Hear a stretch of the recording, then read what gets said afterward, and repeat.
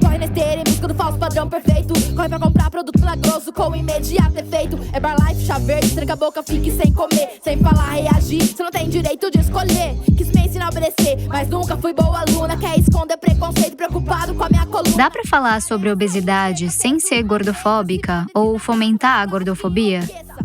É com essa pergunta que eu comecei a pesquisa e inicio esse episódio. Não é de agora que a discussão está presente no Joio. Esse episódio vem sendo ensaiado há um bom tempo. O debate aparece sempre, seja nas nossas reflexões enquanto jornalistas que cobrem alimentação, seja em textos, comentários que vemos nas redes, eventos que participamos. Ele é feito muitas vezes de maneira simplista, determinante, matemática e uníssona. Só que debate pressupõe diversidade de ideias, pontos de vista, perspectivas e lugares. E a gente fez questão de escutar aquelas que não estão no lugar comum. Por isso, primeiramente eu peço que ao adentrar este espaço, você deixe do lado de fora os seus preconceitos e valores morais. Agora, se está com a escuta aberta, pode entrar.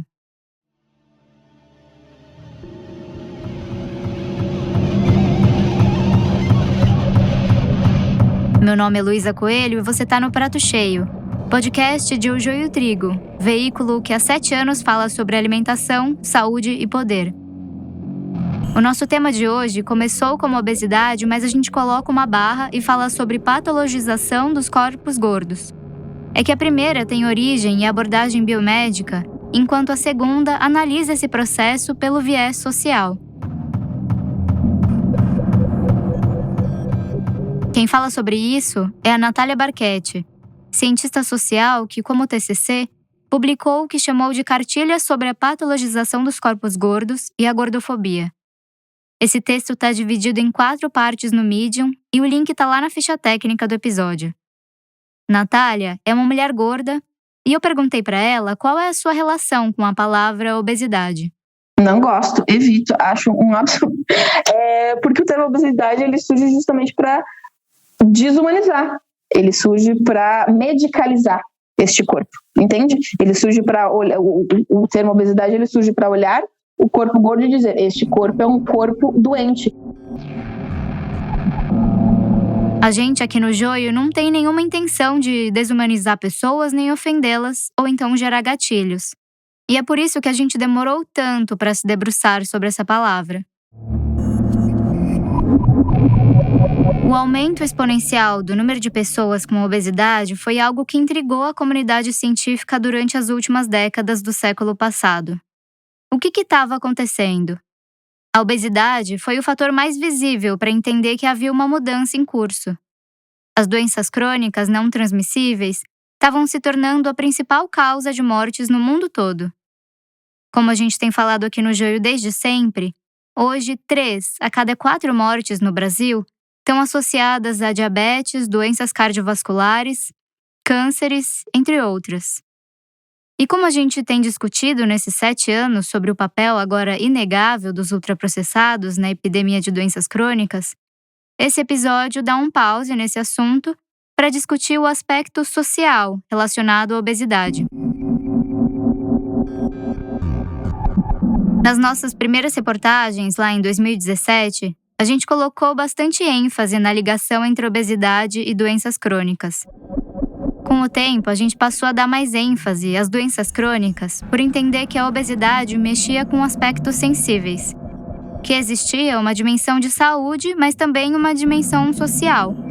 E por entender que essa associação pura e simples entre obesidade e doenças crônicas pode transmitir a ideia de que pessoas magras não convivem com essas enfermidades.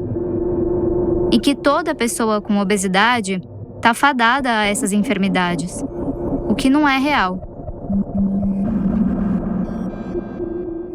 Entendemos que para falar sobre obesidade é preciso falar sobre gordofobia. Uma não existe sem a outra. Por isso a gente vai abordar o conceito biomédico em paralelo com as questões sociais.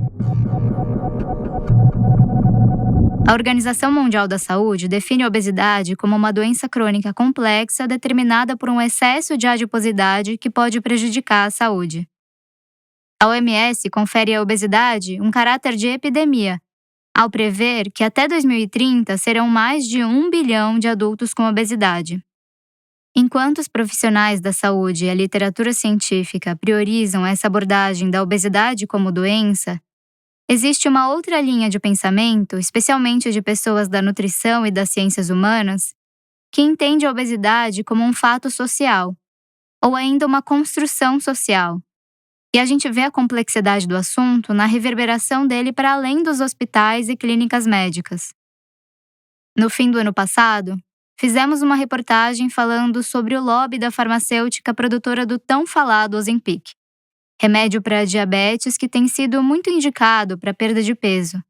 Vale a pena ler, mas eu quero falar aqui sobre os comentários no post sobre a matéria lá no Instagram.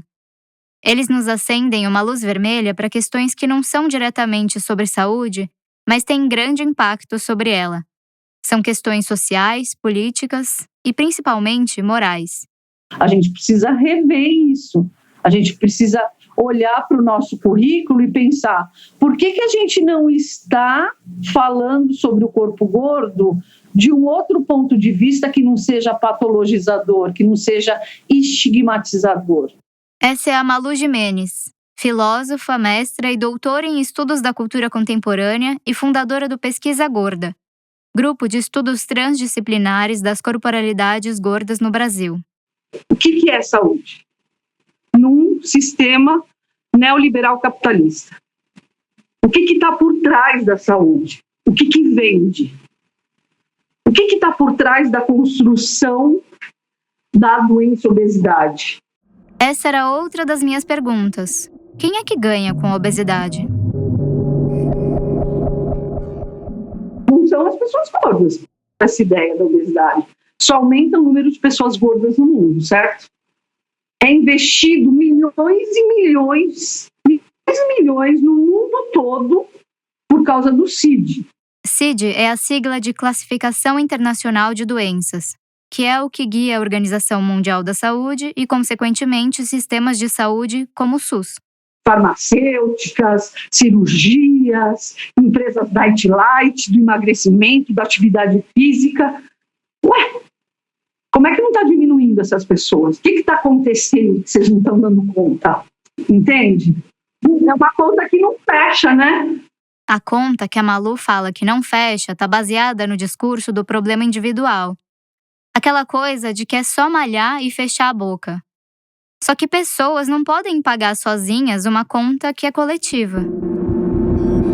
Até porque não seriam só as pessoas gordas acometidas pelo que o psicólogo e psicanalista Daniel Roisman chama de neurose da obesidade. Ele assina um artigo chamado Obesidade, um prato cheio para o capitalismo, e defende que todos somos perseguidos pela preocupação de engordar. Isso numa sociedade que incentiva o consumo livre de produtos alimentícios de todos os tipos e depois oferece intervenções. Seriam os corpos, então, meros objetos de compra e venda? A serem negociados num saldão de sujeitos coisificados em busca da padronização?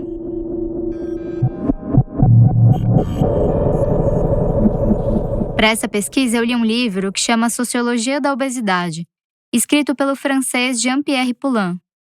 Ele reflete sobre a influência simultânea entre biologia e meio ambiente, no que chama de problema do peso. E para isso resgata uma frase do pesquisador estadunidense George Bray. Ela é a seguinte: a genética prepara o tiro, enquanto o meio ambiente se apoia no gatilho.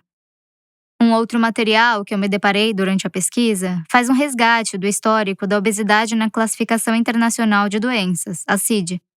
A primeira vez que a palavra obesidade surgiu nessas listas foi em 1948, como, abre aspas, obesidade não especificada de origem endócrina, fecha aspas. O que, segundo o autor, não explica se a condição trata de uma doença, um sintoma, uma disfunção ou uma patologia endócrina. Nos anos 80, a obesidade começou a se destacar na agenda pública internacional. É nessa época que acontece uma institucionalização do tema, com a publicação de relatórios e a criação de entidades, como a Obesity Society nos Estados Unidos e a Abeso aqui no Brasil. A ABESO é a Associação Brasileira para o Estudo da Obesidade e da Síndrome Metabólica. E uma definição oficial que classifica se alguém tem ou não obesidade só veio em 1998 pela OMS. Isso acontece a partir da inserção do IMC, o Índice de Massa Corporal, como medida quantitativa. Quando você transforma em doença, vem um CID. Se tem um CID, tem que ter políticas públicas. Mas olha que interessante, não tem políticas públicas para a acessibilidade das pessoas gordas, inclusive para a saúde, aparelhos, macas, só para medicação, medicalização desse corpo, controle desse corpo, hierarquização desse corpo. Bom, agora uma notícia triste. Foi enterrado hoje o corpo de Vitor Augusto Marcos, de 25 anos de idade. Ele morreu dentro de uma ambulância, depois de horas esperando atendimento médico. Os hospitais a que ele foi levado não tinham maca para pessoas obesas. Vitor Augusto Marcos de Oliveira era um jovem negro morador de São Paulo. Quem acompanhou as notícias na época viu a cena terrível da sua mãe aos berros implorando por socorro, enquanto via seu filho morrer no chão. Ele tinha sido recusado em 6 hospitais. Então é importante a gente parar para pensar. Ele morreu por ser gordo? Ou ele morreu por negligência médica? Por negligência do Estado? Por negligência de nós enquanto sociedade?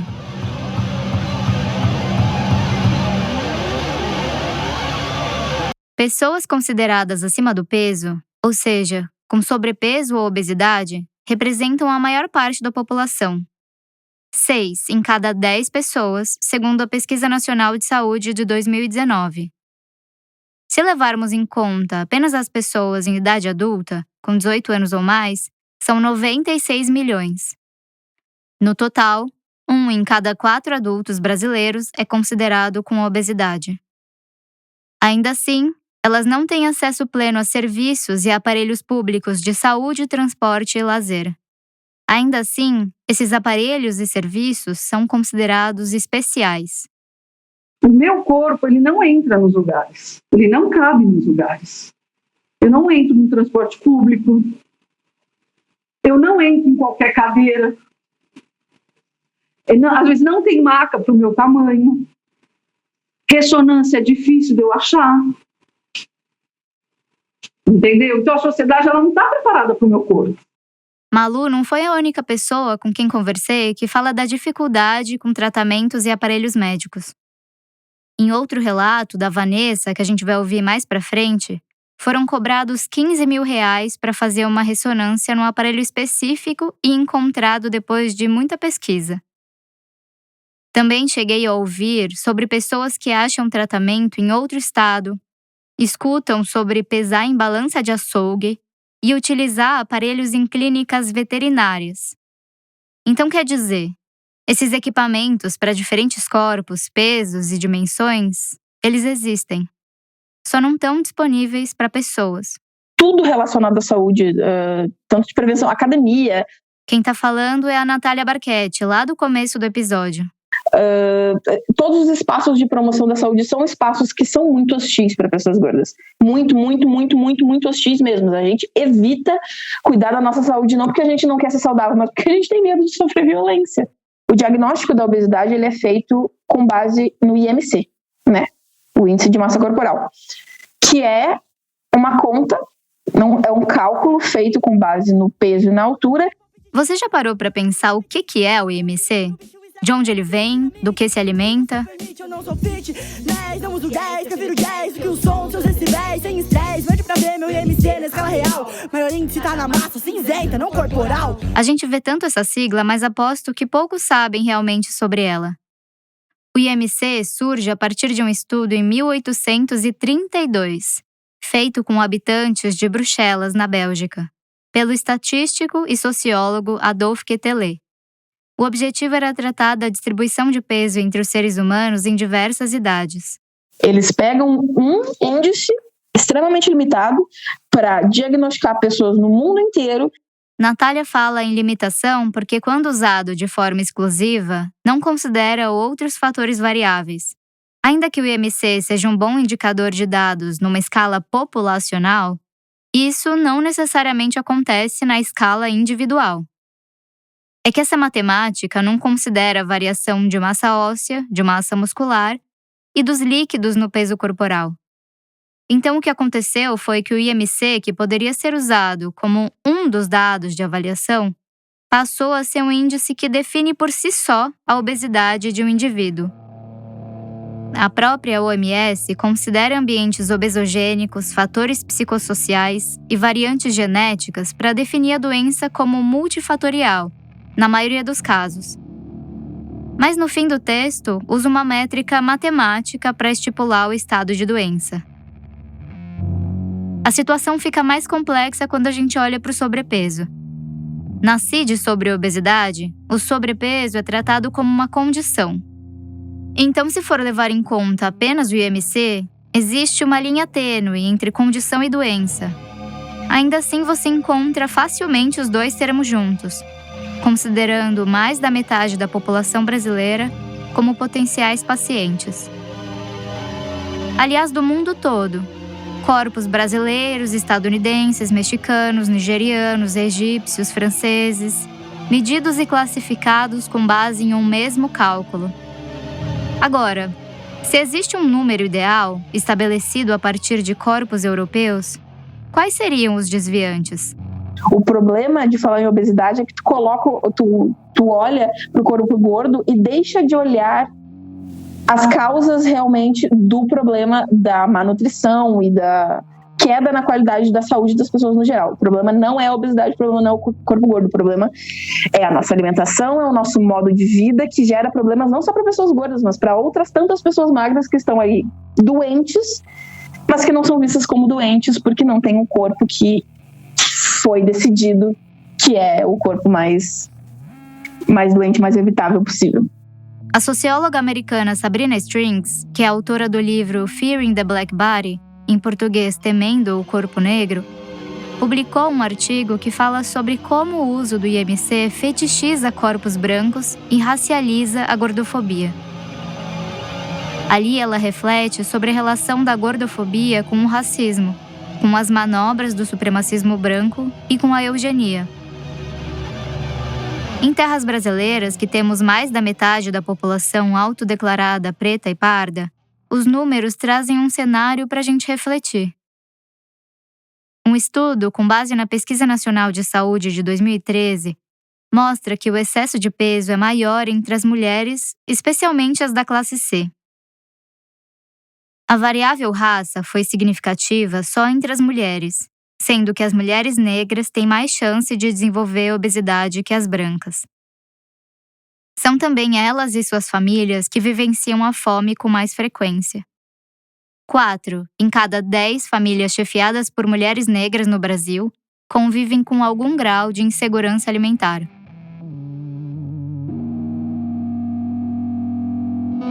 Com esse cenário em mente, agora vamos olhar para o que dizem as Diretrizes Brasileiras de Obesidade, material publicado em 2016 pela ABESO, que eu já falei aqui que é a Associação Brasileira para o Estudo da Obesidade e da Síndrome Metabólica. Coma o desjejum como rei, almoce como príncipe e jante como pobre. Alguns estudos recentes avaliaram o efeito da substituição de refeições com acompanhamento médico regular na perda de peso com refeições preparadas ou suplementos alimentares, como shakes, sopas e barras de cereais. Durante o período de tratamento de 1 a 5 anos, a média de perda de peso foi de 6 quilos, com redução variando de 3 a 9,5 kg. Guardar o controle remoto ou deixar de usar o carro para deslocamentos para pequenas distâncias. Evitar atividades associadas à ingestão excessiva de calorias, como ir ao cinema.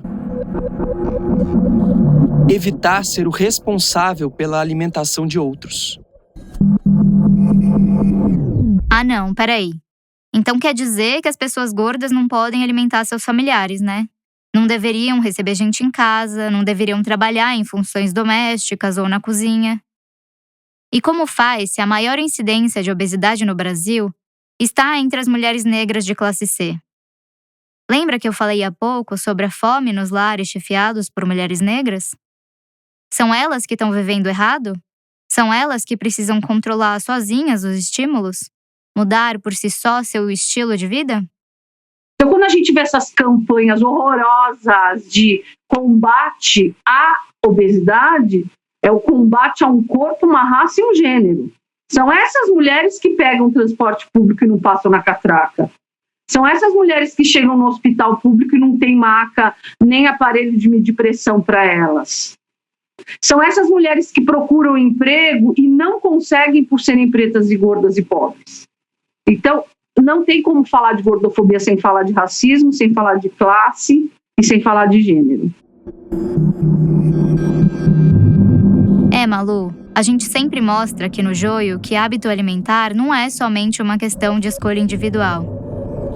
Quando se trata de saúde coletiva, de política, a gente devia saber transitar entre o micro e o macro.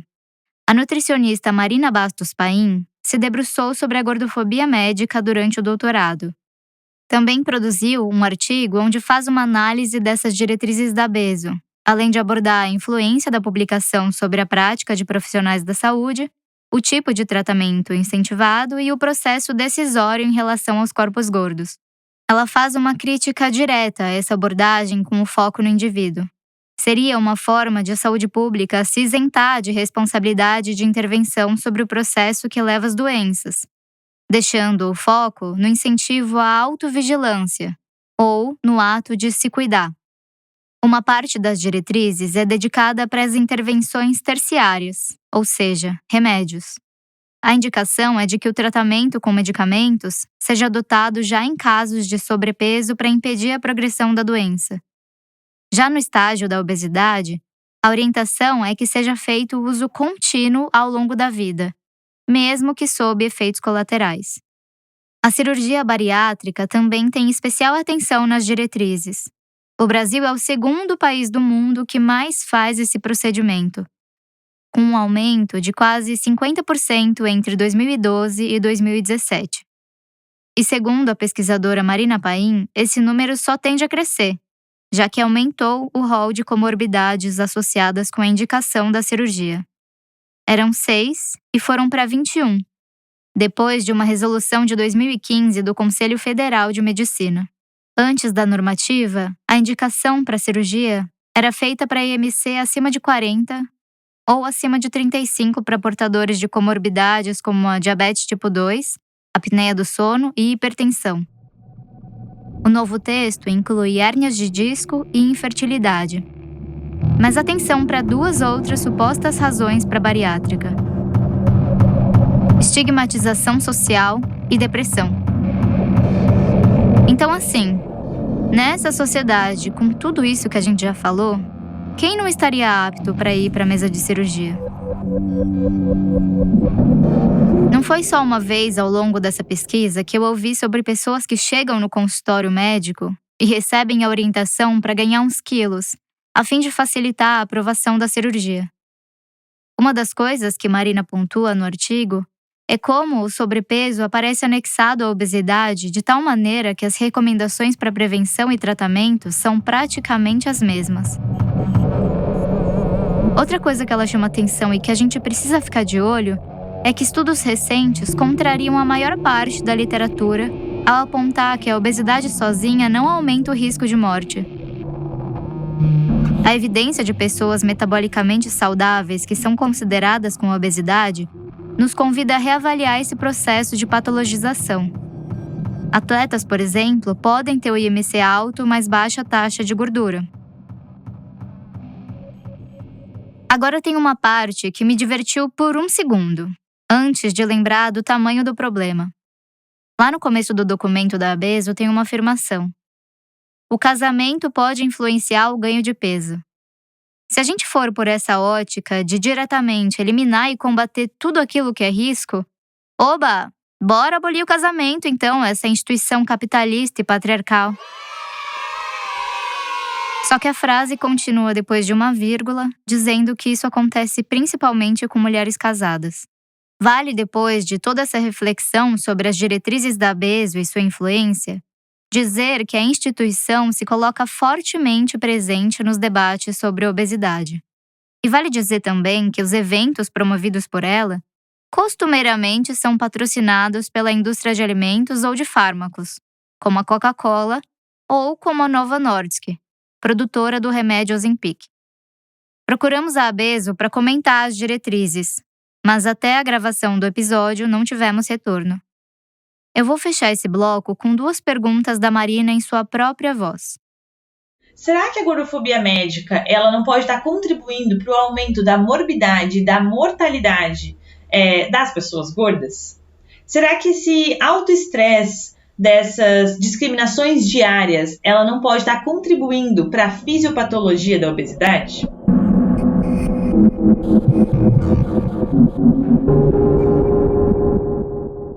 Quem assina a newsletter do Joio recebe toda sexta-feira no e-mail nossas novidades editoriais, destaques do que está acontecendo no mundo pelo olhar dos nossos editores e repórteres, além de dicas exclusivas da equipe. É só entrar em ojoiotrigo.com.br e procurar por Cesta Básica. Essa fala da Marina Paim aconteceu num evento online chamado Manifesto para um Novo Olhar sobre a Obesidade, realizado por Sophie Deran. A partir de agora, ela vai aparecer bastante por aqui. E eu peço um pouquinho de paciência e atenção, porque Sophie nasceu na França, o que fica marcado por meio do sotaque. A gente está falando que é óbvio que o tratamento da obesidade, que está sendo usado hoje, daquele atacar o peso, não está funcionando. Está até piorando o negócio. Isso alimenta uma indústria gigante. Sophie é nutricionista, pesquisadora em neurociência e hoje coordena um projeto de genética dos transtornos alimentares no Instituto de Pesquisa do Hospital das Clínicas em São Paulo. Hoje, não existe um evento sobre obesidade que não está sendo patrocinado pela indústria farmacêutica e alimentícia. Sophie criou um método próprio de trabalho que critica essa atenção dada ao peso. Também resolveu criar esse evento de maneira independente, para que pesquisadores sobre o tema falassem diretamente com o público geral. Ele aconteceu de forma online e suas palestras estão disponíveis no YouTube. Um dos convidados é Jean-Pierre Poulin, autor do livro que eu citei, Sociologia da Obesidade. Você tem que fazer uma dieta, e aí começa a entrar no ciclo vicioso de emagrecer, engordar, e vai. Perde saúde, perde autoestima, fica mais como emocional, depende mais do ultraprocessado. Condição no lugar de doença seria uma abordagem mais apropriada, segundo a Sophie. Gente, vamos usar as referências atualizadas desde setembro de 2023, ontem. Ela se refere a uma publicação no site da OMS, que tem uma seção onde é possível encontrar em ordem alfabética diferentes tópicos relacionados à saúde. E um deles é sobre doenças crônicas. Ali são citados cânceres, diabetes e doenças cardiovasculares e respiratórias como as principais. Já a palavra obesidade figura como um fator de risco metabólico, ou seja, mudanças no metabolismo que aumentam as chances de desenvolver doenças crônicas. A organização diferencia essa categoria dos fatores de risco relacionados ao meio ambiente, como a poluição do ar, e aos fatores de risco comportamentais, como o sedentarismo e o uso de tabaco. A gente vê que eles consideram que a obesidade não é uma coisa que você pode modificar assim sozinho o comportamento. Né? Eles colocam já como risco metabólico. Ainda que o site institucional do OMS faça uma abordagem diferente, a mesma organização lançou recentemente um plano para frear a obesidade, que é tratada no documento como epidemia. A comunidade de médicos, ela só olha a febre. Então, ela vai querer matar a febre para a febre baixar no paciente sem olhar por que o paciente tem febre. E o problema é que, até agora, tudo que foi feito para baixar essa febre, então, Estou usando de metáfora, né? Porque a gente está falando de peso aqui. Mas o que a gente vê? Tudo que foi feito para atacar o peso da pessoa coloca ela em risco maior de piorar. Efeito sanfona leva a piora metabólica. Assim como Malu, Sophie questiona como é possível a obesidade continuar crescendo se há 35 anos ela é combatida. Acho que é o momento de sentar e parar para pensar. O que a gente está fazendo não está funcionando. E quando a gente chama atenção para isso, a gente não tá aqui falando para desencanar e deixar como tá. Essa mudança nas últimas 4 décadas é consequência de alterações no modo de vida da população que passa pela industrialização, pela urbanização, pelo sedentarismo e pelas mudanças de hábitos alimentares. Aquilo que é conceituado como transição nutricional. Por isso, não vão ser fórmulas mágicas que vão gerar um bem-estar geral. Também não vai ser na base do malhar e fechar a boca. Como pesquisadora em neurociência, Sophie foi investigar o gene FTO, que é associado à obesidade, e sua relação com o cérebro, e, consequentemente, com o comportamento alimentar. Não foi só ela, mas a indústria também se interessou pelo apetite. Agora, a indústria, ela está muito esperta, porque ela conseguiu focar nas incretinas, que são hormônios do intestino, que vão conversar com o cérebro.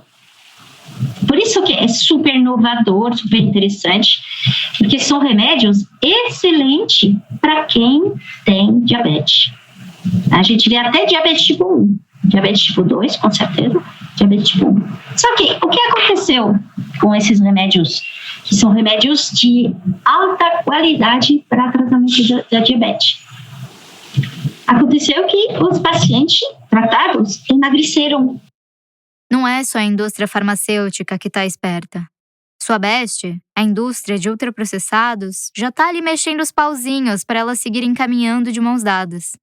No fim do ano passado, a Nestlé anunciou que está trabalhando em produtos para acompanhar medicamentos para perda de peso, como o Ozempic e o Wegovy. Calma, rapidinho. É bom dizer que o Wegovy não é Engov, tá? Não vamos confundir. É que, temendo a diminuição do apetite das pessoas com a popularização dos medicamentos, a empresa pretende apostar agora no pós-emagrecimento, para lidar com o que pode surgir como efeito desse processo. Tá, a essa altura você deve estar se perguntando: beleza, qual é a solução então? E a gente, como sempre, não vai dar a solução. Mas ao menos a gente pode pensar em alternativas para a maneira como vem sendo feito. A gente acolhe o paciente com obesidade com uma certa neutralidade frente ao peso. Isso não quer dizer que a gente achar peso não importante. O peso é um dado, mas é um dado, Luísa, é um dado como colesterol, como glicemia, como insulina, como triglicerídeo. É um dado, não é o único dado que a gente vai combater. E, infelizmente, isso tem a ver com um erro provável da OMS, é de ter categorizado a obesidade de maneira muito matemática e simples. Lembra lá da professora do irmão do Jorel? Não pode! Não pode! Não pode! Não pode! Não pode! Não pode! Não pode! Não pode!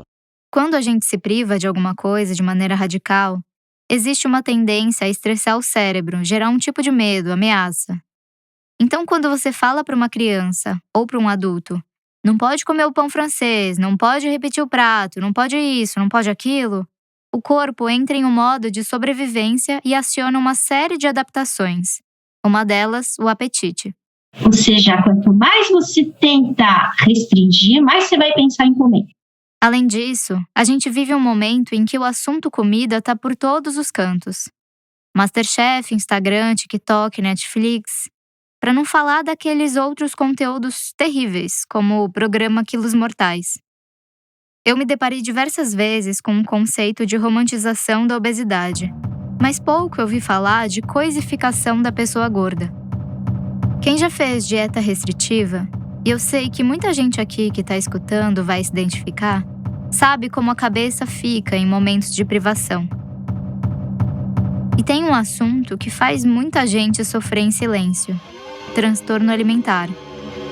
Diferentemente da obesidade, que é assunto tratado na endocrinologia, anorexia, bulimia e outras doenças desse guarda-chuva são tratadas na psiquiatria.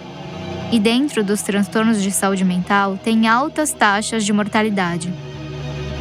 Então, antes de falar sobre romantização da obesidade, é importante pensar um pouco nesse longo percurso entre uma coisa e outra. Não é porque tem gente questionando a patologia obesidade que a condição está sendo romantizada. Ouvir as pessoas gordas é entender que não há nada de romântico. Muito pelo contrário, é uma luta constante. Ninguém para escutar a comunidade gorda, você entende? A gente já tem esse estigma de que a gente é, como é que fala, preguiçoso, de que a gente não consegue nem cuidar da nossa própria vida, imagina de outra coisa, entendeu? E isso se alastra de uma forma que é como se a gente não tivesse palavras, como se a coisa que a gente falasse não tivesse valor, sabe? Essa é Vanessa Joda, professora de yoga no projeto que criou o chamado Yoga para Todos. Ela estuda educação física e é vegana. Segundo a medicina, Vanessa é considerada obesa mórbida, ainda que não tenha alterações significativas nos exames de sangue. Falar com a Vanessa foi um desafio. Ela me contou que recentemente foi convidada para um evento onde era a única pessoa gorda da mesa, junto com aquelas anunciadas como especialistas. Na ocasião, ela se sentiu colocada contra a parede, como se precisasse aceitar que é uma pessoa doente. Por isso, quando a contatei, Vanessa não topou falar. Porque é isso que esse tipo de situação faz. Afasta as pessoas do debate. Exclui, ainda que diga incluir. Porque eu escuto toda hora que eu vou morrer a qualquer momento, tá ligado? Eu cheguei num material chamado Cartilha Obesidade, disponível no site da Secretaria de Saúde de Goiás. Lá tem uma imagem bem marcante. É uma pessoa retratada como gorda dentro daqueles círculos de ícone com uma faixa atravessada, igual as que alertam proibido fumar. Essa imagem foi simbólica para pensar que estamos combatendo pessoas enquanto pensamos que estamos combatendo doenças. E no fim, dizemos que é pela promoção da saúde. Acho que saúde é um lance de bem-estar mesmo, é um lance de equilíbrio, de ter acesso à comida da hora, de ter acesso a exercício físico, ter acesso a uma terapia para você cuidar da sua mente. E a maioria das pessoas não tem isso. Quando Vanessa fala de comida da hora, não é nenhuma marca cool não, tá? Essa indústria dos ultraprocessados e tudo mais, eu acho isso ótimo. Mas e botam isso mais acessível para as pessoas poderem consumir. Isso, para mim, é um plano de... para mim, isso é uma eugenia, para te falar a real. Isso é um plano para matar as pessoas. O Yoga para Todos tem como objetivo oferecer uma atividade acessível de promoção da saúde, considerando diferentes corpos, gêneros, situações financeiras, localidades geográficas, idade e condições físicas. Por que a gente então não pode fazer assim também enquanto sociedade? Por que a gente insiste na abordagem do combate e da discriminação em detrimento do acolhimento? Se as coisas fossem pensadas e tratadas de forma sistêmica, as estruturas, os serviços, as ferramentas, as normas poderiam funcionar de maneira universal, a fim de atender a todas as pessoas. Reivindicar o tratamento direto de comorbidades e o cuidado da pessoa para além da medicalização, do consumo, da intervenção e principalmente longe dos estigmas e de práticas discriminatórias, definitivamente não é romantizar. Recentemente, tivemos mudanças importantes no trato com pessoas transgêneros na área da saúde. Desde 2018, essas identidades de gênero foram retiradas da Classificação Internacional de Doenças e não estão mais enquadradas dentro de uma condição patológica. Mas isso não quer dizer que elas não tenham direitos específicos garantidos nos serviços de saúde, como o processo de hormonização, por exemplo, e a cirurgia transgenitalizadora. Na prática, ainda tem muita coisa primária para ser garantida, mas mudanças como essa nos mostram possibilidades de caminho para além da visão biomédica. O Joio e o Prato Cheio são mantidos com apoio de organizações da sociedade que atuam na promoção da alimentação adequada e saudável. A CT Promoção da Saúde, Fundação Henrique Bol, Instituto Ibirapitanga e Instituto Clima e Sociedade são apoiadores regulares dos nossos projetos.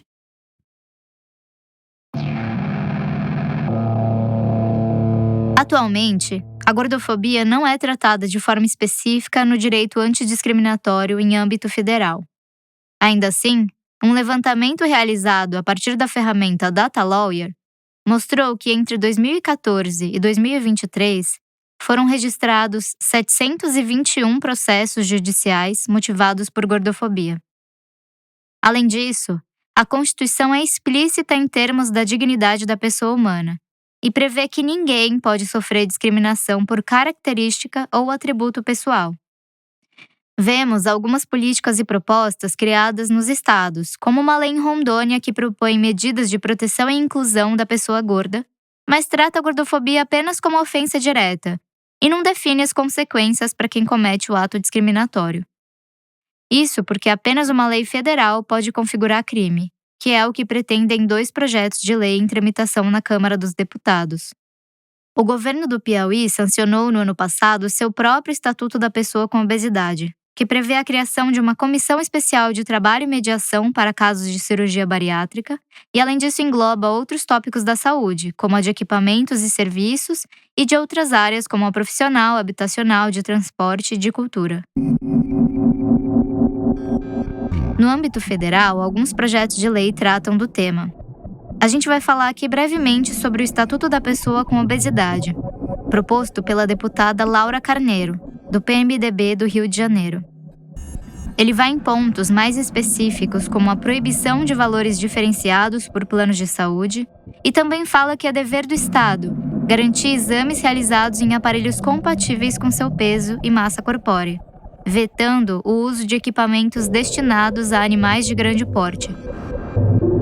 Mas preocupa um tópico que incumbe ao poder público fornecer gratuitamente medicamentos e outros recursos relativos, abre aspas, ao tratamento, habilitação ou reabilitação, fecha aspas. Não explicita qual tratamento, mas podemos pressupor que é o da própria obesidade, o que, além de reafirmar a medicalização da pessoa a partir do IMC, pode encurtar processos importantes que hoje passam pela Anvisa e pelo Ministério da Saúde. Entramos em contato com a deputada para entender melhor a proposta, mas até a gravação do episódio não tivemos o retorno. No ano passado, o Ministério da Saúde barrou a adoção pelo SUS da liraglutida, princípio ativo da mesma família da semaglutida, do Ozempic. Poucos meses antes, um grupo de deputados brasileiros ligados à saúde foi convidado a conhecer a Dinamarca, país sede da Novo Nordisk. Os custos foram pagos pela embaixada. Dentre os convidados, Zacarias Calil e Benedita da Silva, que não viajou. Esses 2 parlamentares foram responsáveis por uma audiência pública em setembro de 2023, que tinha como objetivo debater propostas de lei referentes ao combate à gordofobia. A gordofobia é baseada em alguns estereotipos e preconceitos que associam a gordura com doença, preguiça, falta de cuidado ou vaidade. E ela se manifesta de várias formas, como, por exemplo, o bullying, a exclusão, humilhação, patologização, invisibilização e marginalização das pessoas gordas em diferentes âmbitos da sociedade. Esse foi o deputado Calil, que falou sobre gordofobia, criticou a associação da gordura com doença e falou até em patologização na abertura. Mas durante a audiência toda, os participantes foram enfáticos no discurso da patologia. No mesmo mês da audiência pública, a Anvisa liberou o uso do Wegovy, medicamento com o mesmo princípio ativo do Ozempic, para uso com crianças e adolescentes. Em nota sobre a aprovação, a Novo Nordisk destacou que a obesidade é uma doença que pode começar na infância. E a disponibilidade do remédio foi adiada para 2024 por causa da alta demanda global. Sophie e outras 2 pesquisadoras escreveram uma carta para a Anvisa. Com crianças, a gente tem que trabalhar com 20 anos de estudo. Porque, sabe que em ratos, eu sei que rato não é ser humano, mas em ratos, a gente vê que tem sinais de estrago profundo do pâncreas com esse tipo de remédio. Então, você criar o quê? Provavelmente um futuro diabético. E a Novo Nordisk, ela é responsável pela produção de 50% da insulina do mundo. Eu, de pronto, falei. Então, ela está criando consumidores para si mesma. Não vou falar, é você que falou, tá? Para mim, o que está acontecendo é uma tragédia. Tragédia, guerra, batalha, combate. Toda batalha ou guerra tem pelo menos 2 lados. De um deles, a medicina, a ciência, a indústria, as associações e os parlamentares levantam a bandeira da saúde. O que eu ouvi o tempo todo e ouço na minha vida: se você não emagrecer, você vai morrer. Se você não fizer bariátrica, você vai morrer. Se você não fizer regime, você vai morrer. O tempo todo. Já me falaram, inclusive, que eu sou uma bomba relógio. E do outro, quem é que tá? Tanto se fala pelo outro que parece existir um corpo sem rosto, coisificado. Mas a gente ainda tá falando sobre pessoas. E apesar de todo o discurso e alerta de morte, essas pessoas querem viver. Saúde, perca peso e emagreça. Se molda, entre na faca, faz plástica e enlouqueça. Não quero suas dicas, nem suas teorias estáticas. Prefiro a prática, só respeito me basta. Não aceito só... A pesquisa desse episódio, a produção e o roteiro foram feitos por mim, Luísa Coelho, que também assino a produção executiva do Prato Cheio. Junto comigo, na produção do podcast, estão Amanda Flora, Natália Uazal e João Pérez. Vitor Oliveira faz a criação e edição de som. E o design é feito por Denise Matsumoto, Clara Borges e João Ambrosio. Quem não gosta